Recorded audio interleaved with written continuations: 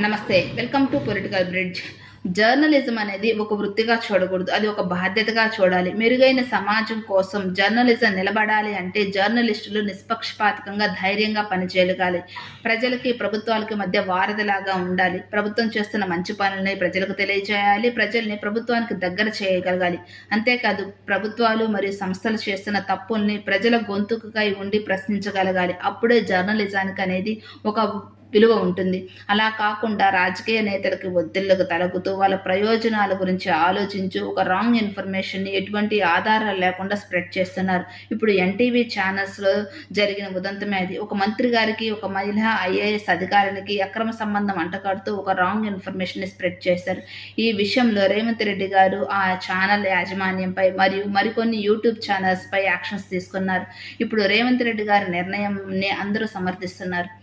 మీరేమంటారు? కామెంట్ చేయండి. వీడియో నచ్చితే లైక్ చేయండి, షేర్ చేయండి.